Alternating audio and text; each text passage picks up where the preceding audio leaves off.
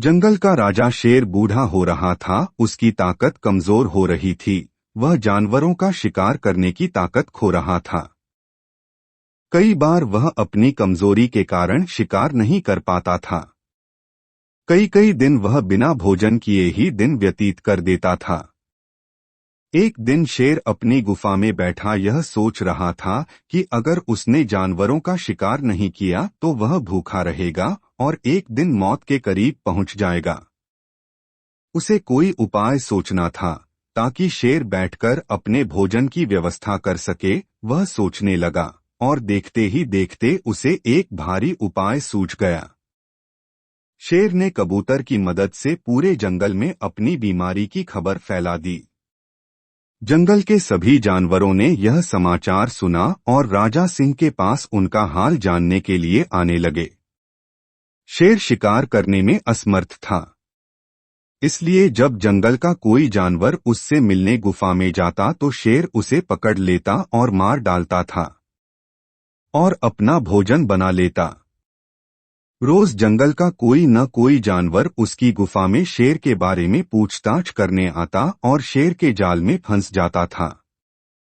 इस तरह शेर के दिन बड़े आराम से गुजरने लगे।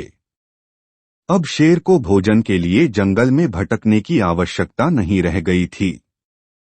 बिना किसी प्रयास के शेर को अपनी गुफा में अपना भोजन मिल रहा था। कुछ ही दिनों में शेर मजबूत और मोटा हो गया। एक दिन एक हिरण को यह समाचार मिला। हिरण चतुर था।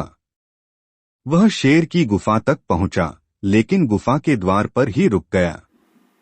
उसने वहां से शेर से पूछा, राजाधिराज, तुम्हारा स्वास्थ्य कैसा है? तुम्हारी तबीयत ठीक है? शेर ने कहा, तुम कौन हो दोस्त? गुफा में आओ, मैं बीमार हूं। खड़े होने की हालत में नहीं हूं। मैं तुम्हें यहां से ठीक से नहीं देख सकता। मुझे लगता है कि ये मेरे आखिरी दिन हैं, इसलिए तुम मुझे आखिरी बार देखने के लिए गुफा में प्रवेश करो। जब शेर यह बोल रहा था, हिरण ने गुफा के आसपास के क्षेत्र को बहुत ध्यान से देखा। जैसे ही शेर ने बोलना समाप्त किया, हिरण ने कहा, वनराज, मुझे माफ कर दो, मैं तुम्हारी बात नहीं मान सकता। मैं गुफा में प्रवेश नहीं कर सकता। मुझे आपकी गुफा के अंदर जानवरों के पैरों के निशान दिखाई दे रहे हैं, लेकिन बाहर निकलने का कोई संकेत नहीं है। तो मैं समझ गया कि अगर मैं अंदर आ गया तो आप मुझे अपना शिकार बना देंगे और मैं ऐसा नहीं होने दूंगा, इसलिए मैं यहां से जा रहा हूं। हिरण जंगल में चला गया और सभी जानवरों को बूढ़े शेर के बारे में बताया। उसके बाद कभी कोई जानवर शेर से मिलने उसकी गुफा में नहीं गया। इस तरह हिरण ने अपनी बुद्धि से अपनी और जंगल के अन्य जानवरों की जान बचाई।